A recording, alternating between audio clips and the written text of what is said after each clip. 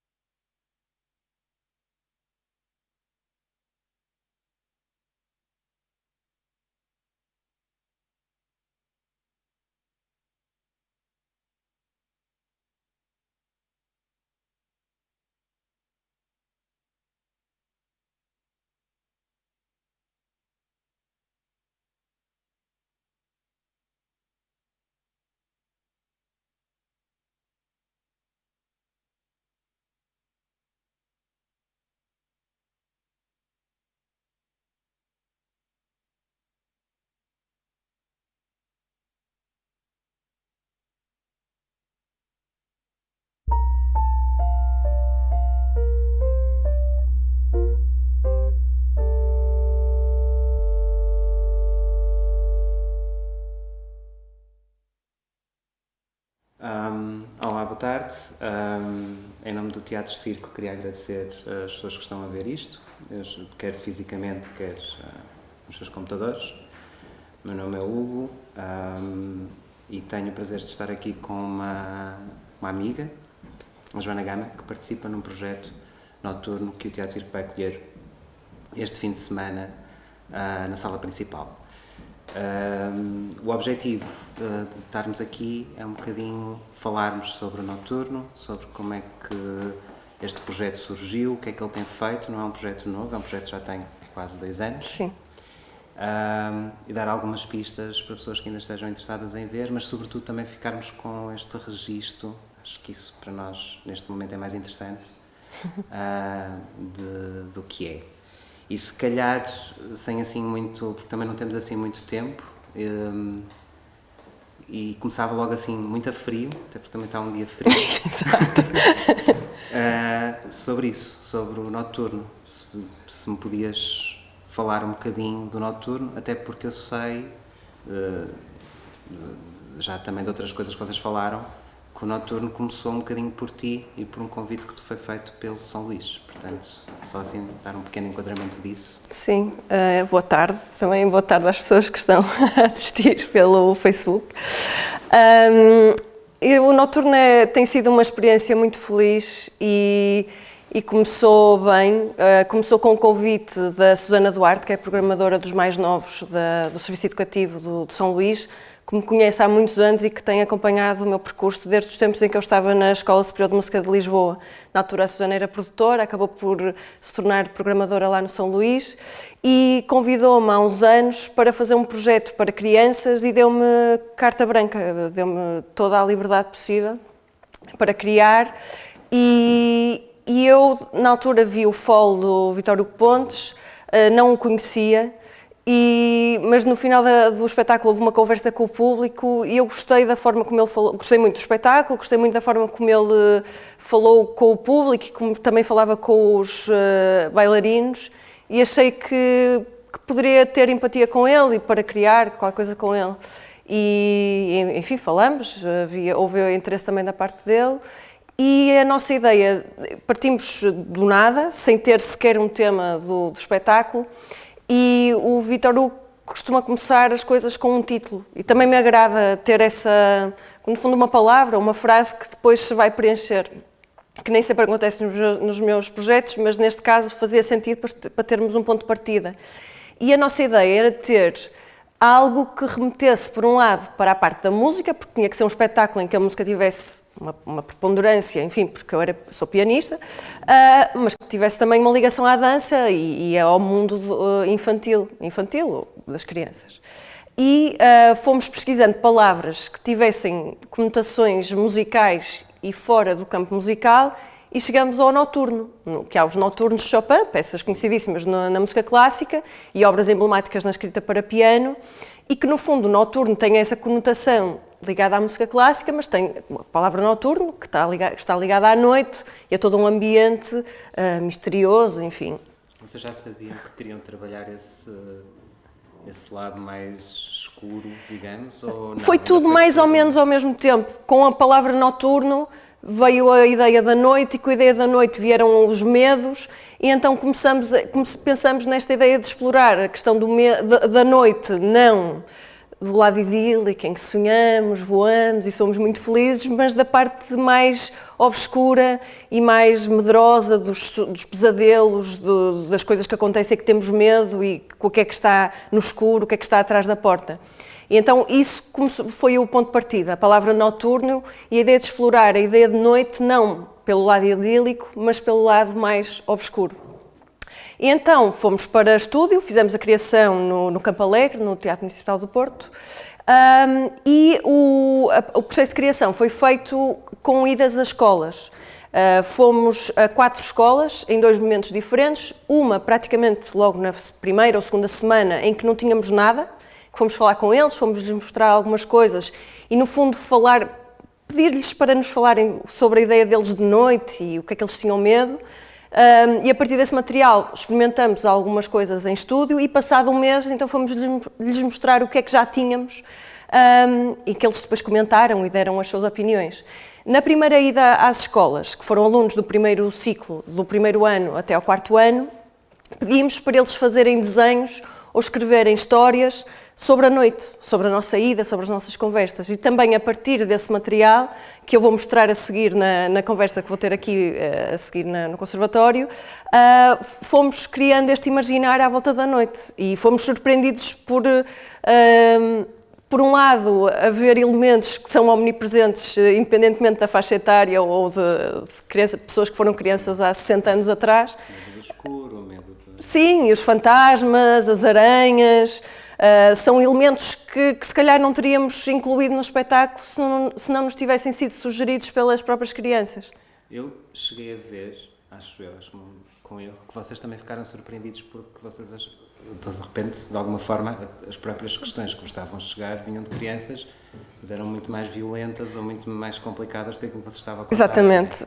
Há uma cena que é relativamente polémica no espetáculo, que envolve uma faca, e que nós não teríamos colocado, se calhar, essa faca se não tivéssemos tido esse input de uma criança. E pronto, e depois havia desenhos, especialmente dos rapazes, que metiam, era fantasmas com facas, com sangue, portanto aquilo era sempre a somar.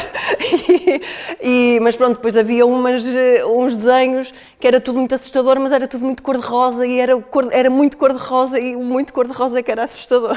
Ok. Para tentar perceber alguma coisa. A relação com esses miúdos e com essas escolas, vocês tinham mesmo um nome para eles, não era? Eles estavam identificados, não eram exploradores? Não, acho que isso se calhar tem a ver com o festival. Não. Eram os especialistas. O Vitório Huguet gosta dessa expressão, sim, sim. Mas eles foram efetivamente pertinentes, não é? Porque não foi apenas só... Não serviu só para testar, foi mesmo uma forma de... Não só de ganhar material, mas depois também de o trabalhar. Sim, sim, e isso, e testar também coisas específicas, que havia elementos que nós queríamos usar no espetáculo que não sabíamos qual seria a reação deles. E então ter esse momento mais informal foi muito bom, mas perceber que eles também eram muito exigentes. Há uma cena que nós gostamos muito de contar. Havia uma coreografia que depois não entrou no espetáculo, em que nós os três tínhamos uma coreografia ao mesmo tempo, em uníssono. Vocês três, tu, o Vítor Hugo e o Paulo. E então, estivemos a ensaiar essa coreografia e apresentamos, então na segunda idade das escolas, fomos à Osmop e apresentamos essa coreografia a miúdos do 3º ano. E então, depois fizemos e no final, então, o que é que acham? E há um miúdo que diz... gostei, mas Vítor, tens que ensaiar melhor. Um bocado tipo júri de concurso. Tá bom, mas...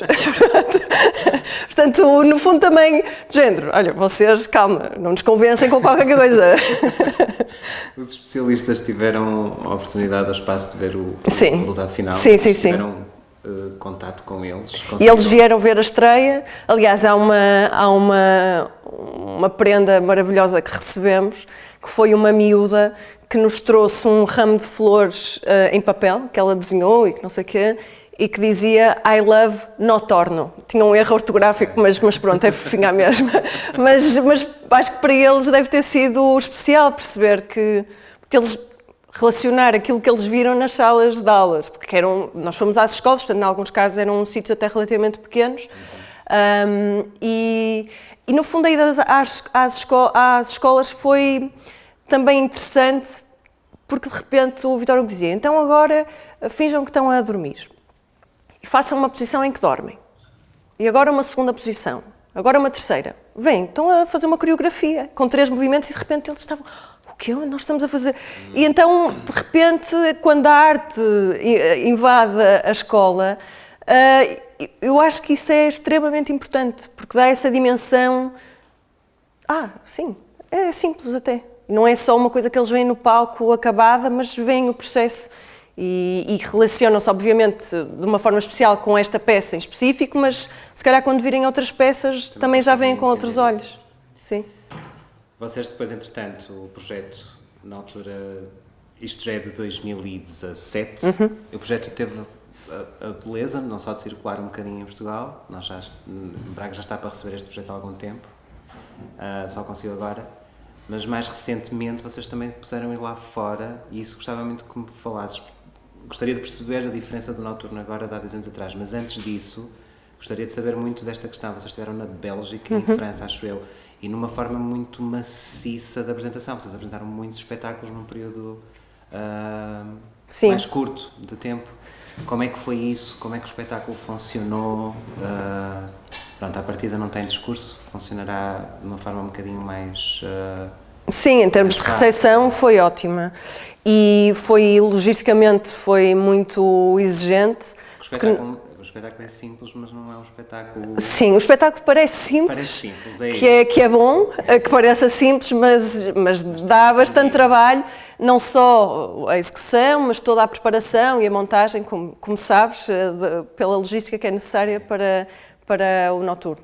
Agora, durante um mês, ou seja, entre final de outubro e final de novembro, fizemos 17 espetáculos na Bélgica e em França, em Ghent, Bruxelas, Antuérpia e Lille. Aliás, na Ópera de Lille fizemos o 50º espetáculo noturno, que foi assim muito especial. E foi uma experiência muito boa porque as salas estiveram sempre cheias. Ou seja, nós tínhamos entre 150 e 200 pessoas em cada espetáculo. Houve dias em que fizemos 3 espetáculos no mesmo dia, que era acabar, que nem dava tempo de tirar o figurino, era lavar a cara e pronto, e já estávamos quase a recomeçar, pôr as coisas todas no sítio. Mas foi uma experiência muito boa porque o Noturno é uma coprodução do Teatro Municipal do Porto, do São Luís Mais Novos e da Fábrica das Artes do CCB. E a Fábrica das Artes faz parte de uma rede que é um festival chamado Big Bang, que existe em várias cidades europeias, agora também fora da Europa, em que vão pegando em alguns espetáculos de cada país e vão levando a outros festivais. Portanto, em outubro de 2017, o programador-geral do Big Bang viu o Noturno em Lisboa e gostou imenso e no final queria falar connosco e organizamos então esta ida.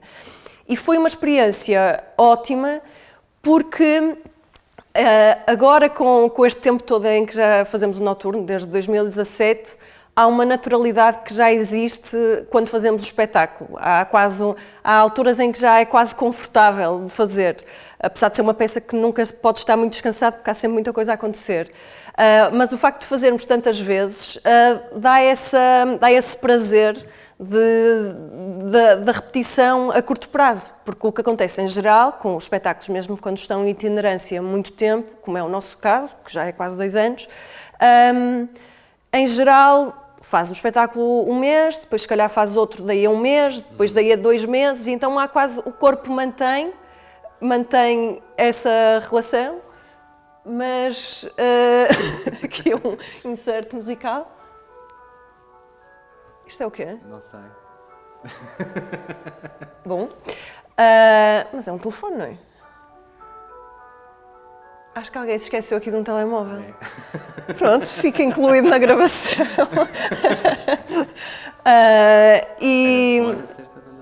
Era, eu até pensei que era música ambiente aqui para a nossa conversa, mas não. Bom, alguém, enfim. Mas isto para dizer que, sim, em geral, há algum tempo de espaço entre cada apresentação, ou seja, tu continuas a saber o espetáculo, continuas a saber a música, mas esqueces um bocadinho. Sim. E esta possibilidade de apresentar o espetáculo várias vezes seguidas foi muito boa.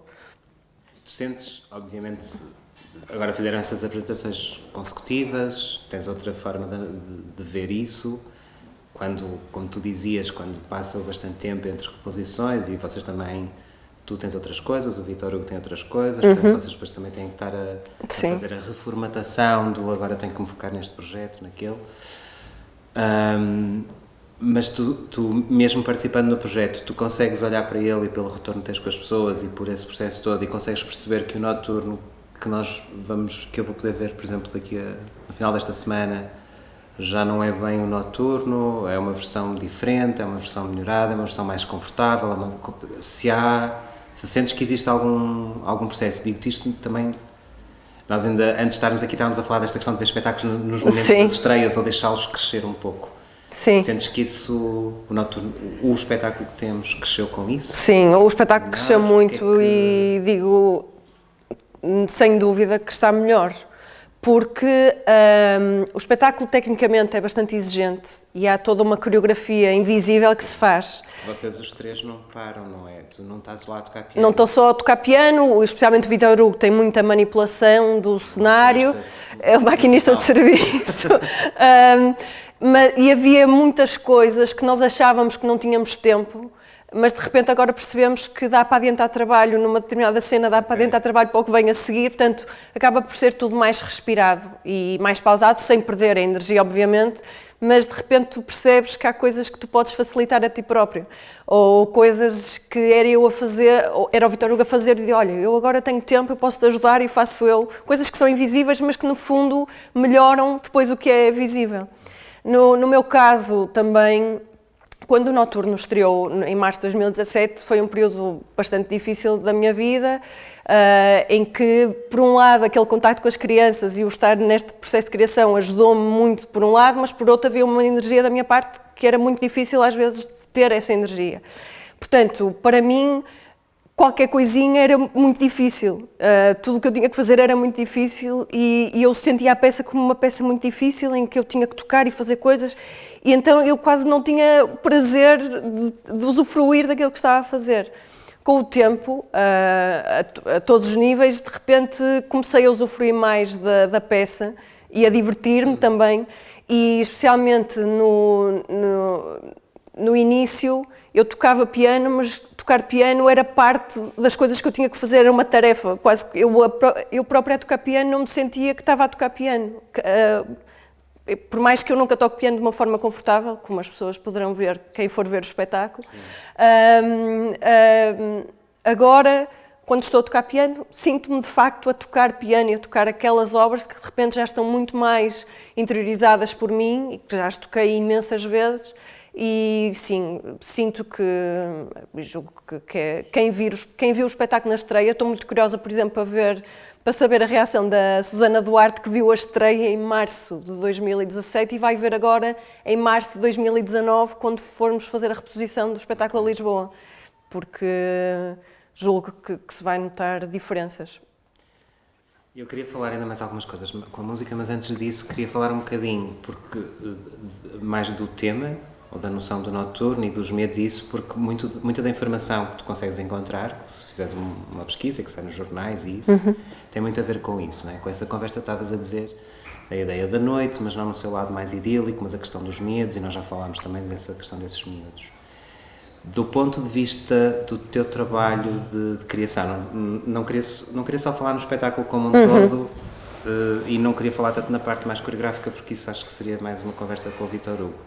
Mas do teu ponto de vista da música, do ponto de vista do trabalho com o João Godinho, como é que isso foi, como é que sentes que o que se pode ouvir, e isso é só uma parcela, obviamente, do projeto, apesar dele depois ter ganho aqui, já vamos falar também um bocadinho disso, ter ganho aqui uma autonomia e uma existência quase própria, mas queria perceber um bocadinho dessa noção do noturno, dos medos na questão musical, porque lá está, tu tocas piano, mas o Vítor Hugo numa entrevista chamou-te pianista todo o terreno, o que eu acho absolutamente delicioso, porque quem te conhece, sim, és um bocadinho uma artista todo terreno, portanto, a tocar as áreas, tocas diferentes áreas, não participas só, já te vi em outros projetos mais performativos. Sim.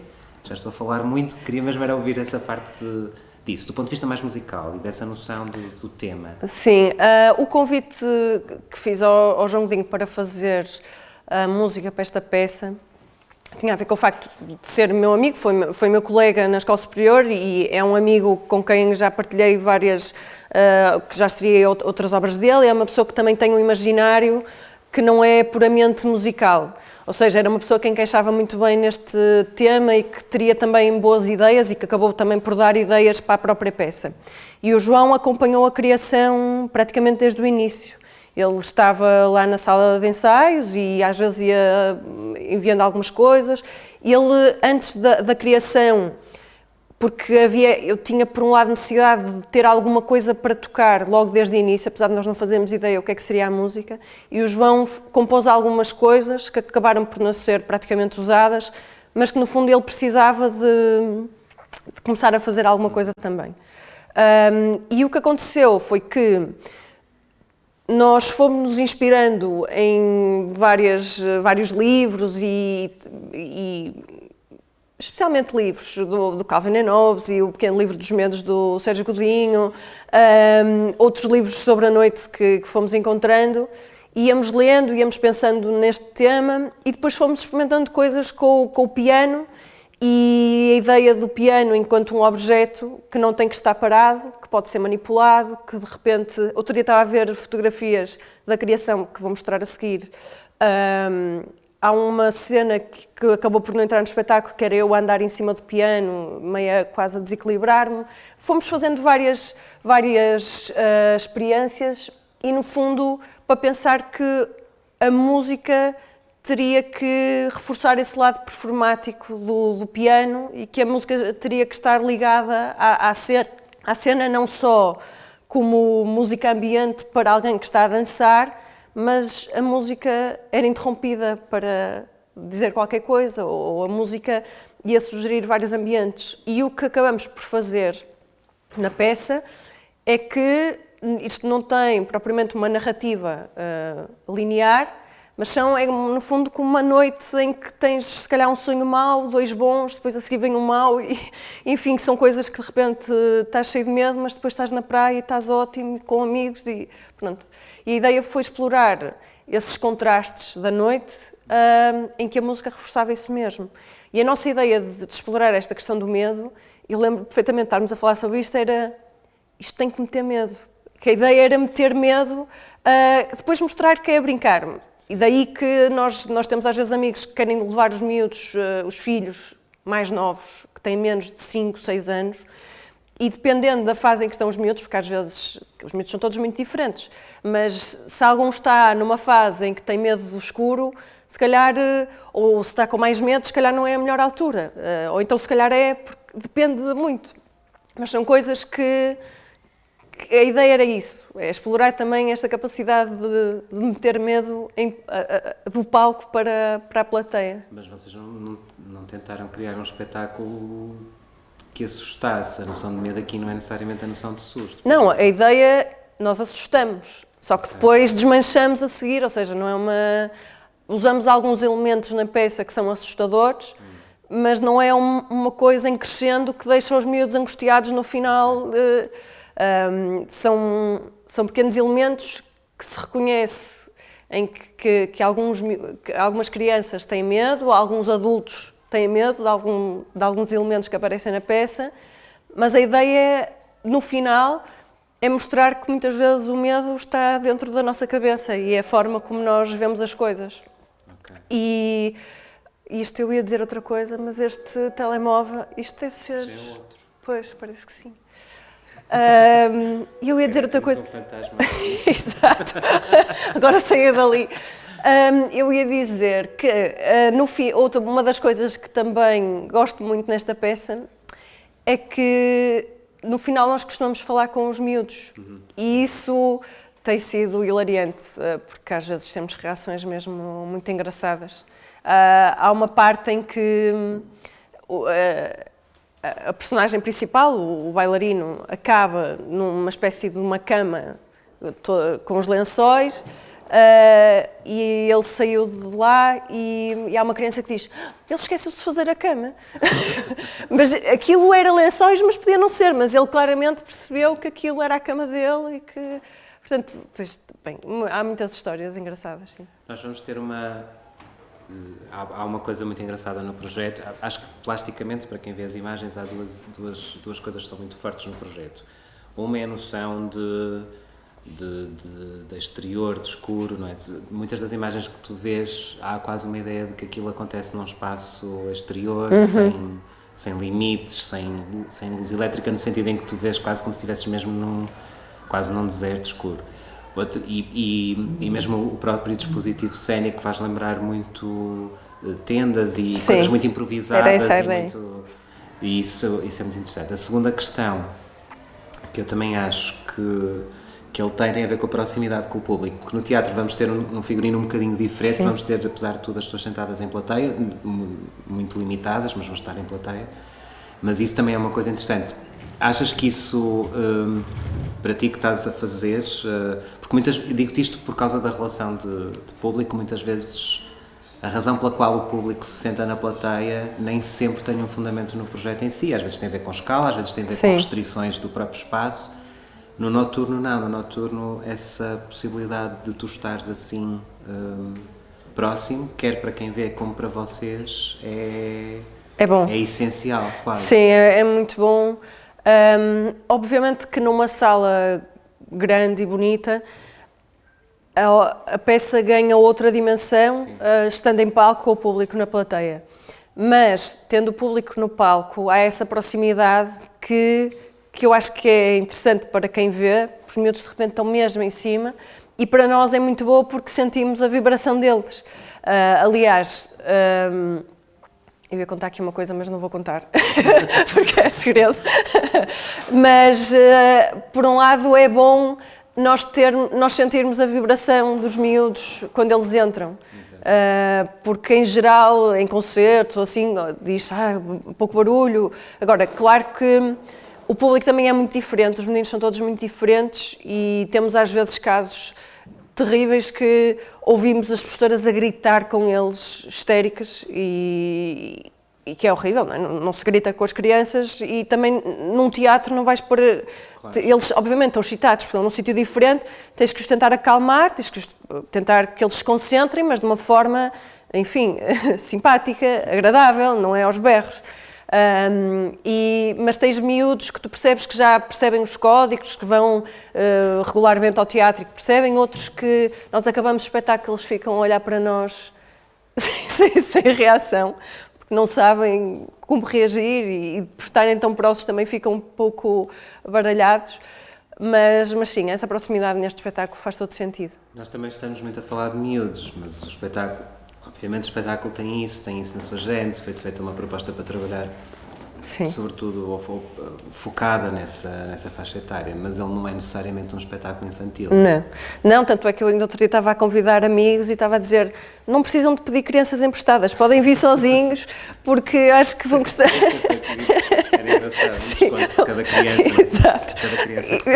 E eu digo isto porque eu adoro ver espetáculos infantis, adoro livros infantis, gasto bastante dinheiro nesses livros, porque acho que é um imaginário que se é bom para crianças, é bom para adultos. Se for um bom espetáculo, não é por teres 30 anos ou 40 anos que não vais gostar. Claro.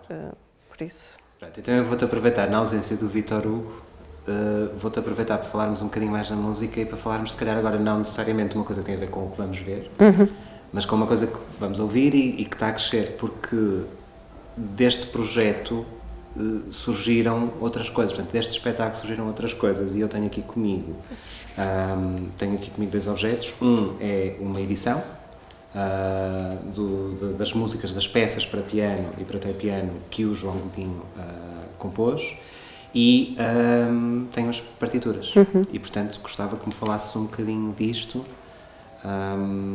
do que é que foi isto, como é que isto surgiu, o que é que está a acontecer, porque existe aqui um lado que acho que é muito interessante, que é a relação que a peça Noturno tem para lá dos palcos, por exemplo, com escolas e com miúdos que estão a estudar música. Portanto, eu, apesar de hoje em dia não ser professora e também não ter filhos, preocupa-me...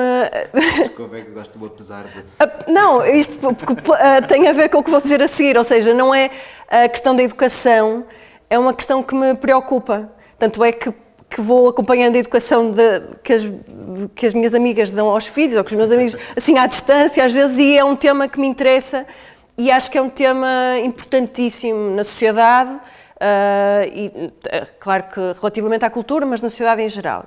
E então, apesar de não estar ligado ao ensino, sinto esta necessidade de ir pontualmente às escolas e no fundo, os meus projetos acabam por ir às escolas. No Satie 150 vim aqui ao Conservatório fazer uma palestra, no Eu Gosto Muito do Sr. Satie é um espetáculo para crianças, e com o Noturno isto aconteceu indiretamente e foi também uma surpresa, na verdade, porque nós não tínhamos ideia de editar nem o disco nem as partituras, mas no final da estreia, em março, no São Luís, em março de 2017, houve... várias pessoas nos disseram que tinham gostado muito da música e que gostavam de ouvir a música depois. E então, pronto, pensamos, por que não tentar? E concorremos a um apoio da DG Artes para edições e como parte do projeto, não para convencer a DG Artes, mas porque achávamos que era uma parte importante do projeto, era não só viabilizar financeiramente a gravação do disco e as edições do disco e das partituras, mas como parte do projeto estava idas às escolas para falar sobre o Noturno e, no fundo, divulgar este material e, dessa forma, essas peças entrarem nos conservatórios e renovar-se um pouco o repertório que se toca de música portuguesa nos conservatórios. E então tivemos esse apoio.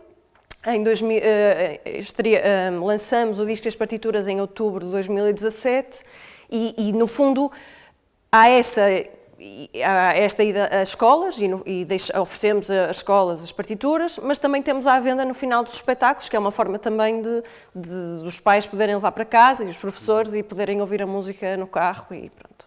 E relembrarem-se do espetáculo. E sim, isto tem sido interessante, porque entretanto já sei de professores que estão a dar as obras aos alunos e é bom que isto ganhe também a sua vida. E as partituras também é um objeto que posso mostrar. É um objeto especial porque mesmo para quem nunca viu, não sei se dá para ver, mas para quem não viu o espetáculo, há algumas fotografias do espetáculo que aparecem aqui, por exemplo. Portanto, mesmo para quem não pode ver o espetáculo, há este, enfim, o imaginário associado aqui não sei se aparece. E sim, é assim uma coisa que fica para a posteridade.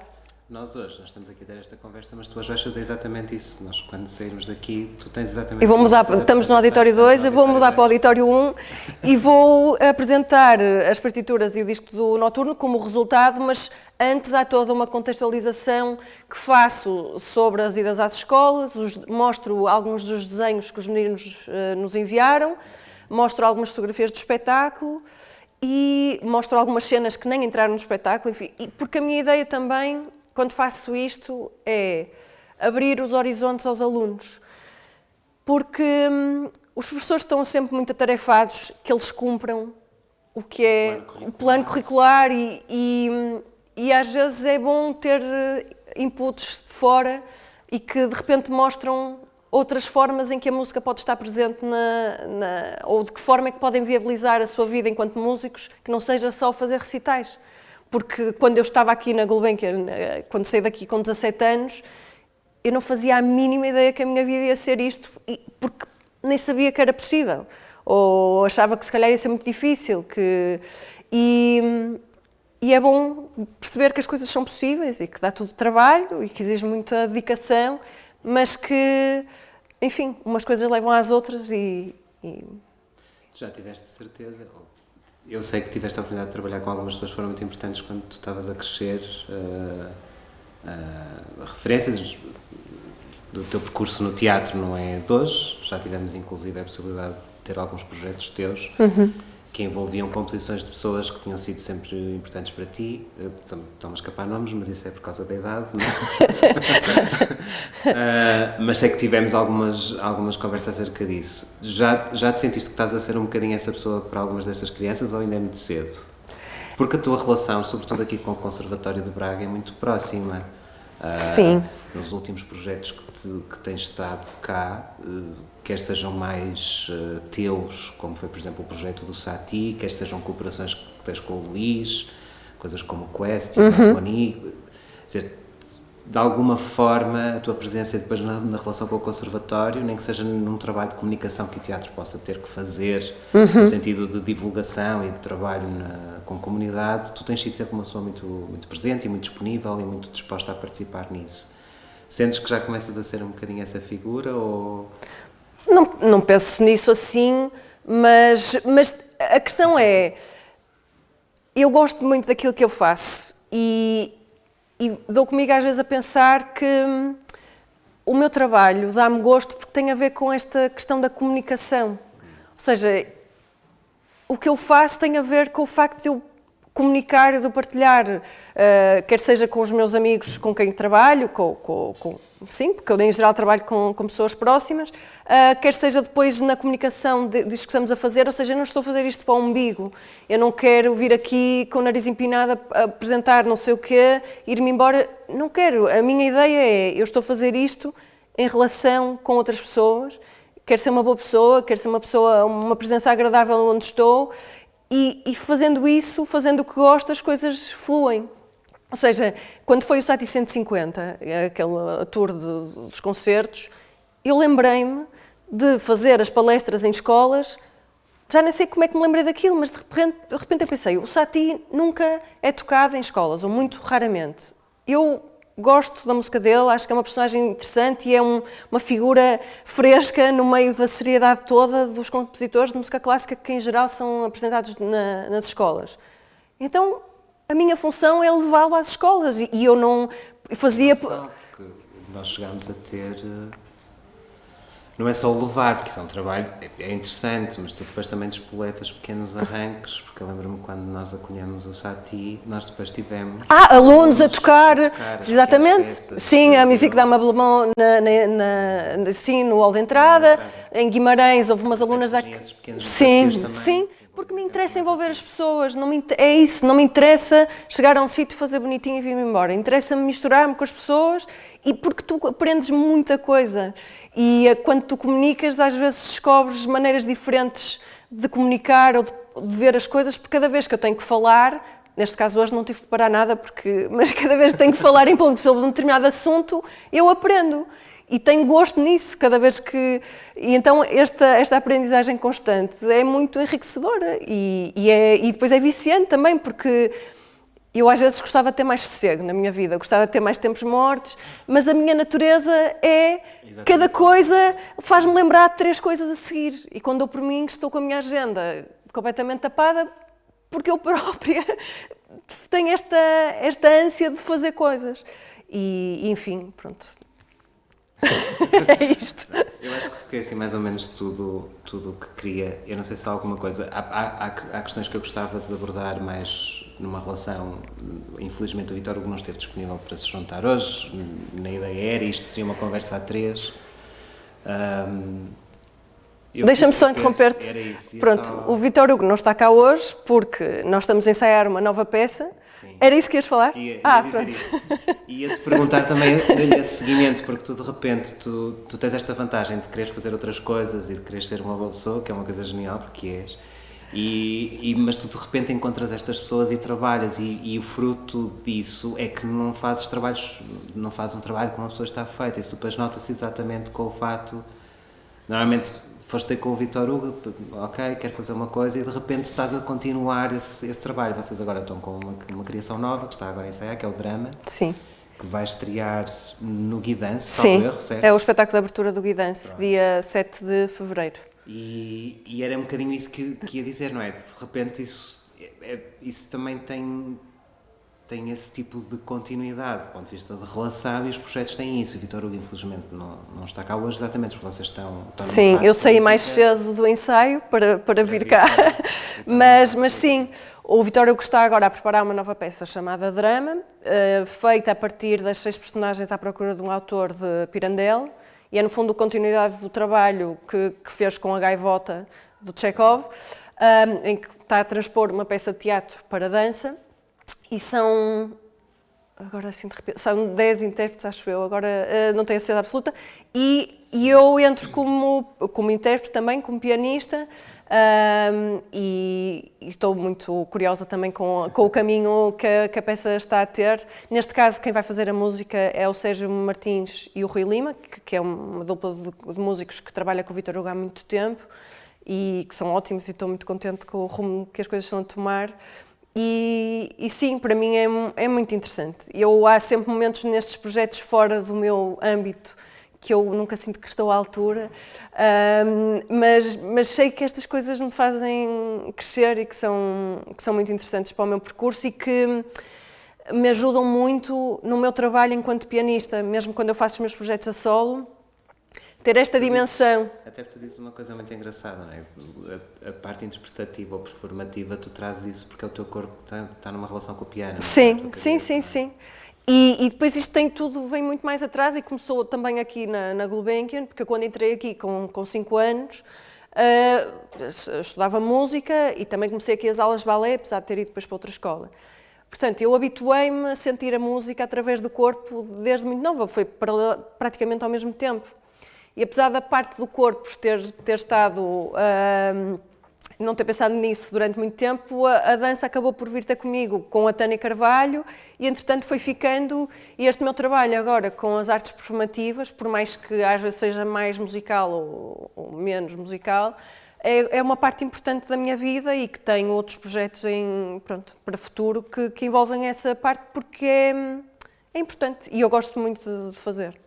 Okay. O que é que estás a fazer mais para além do drama? Portanto, daqui a 15 dias...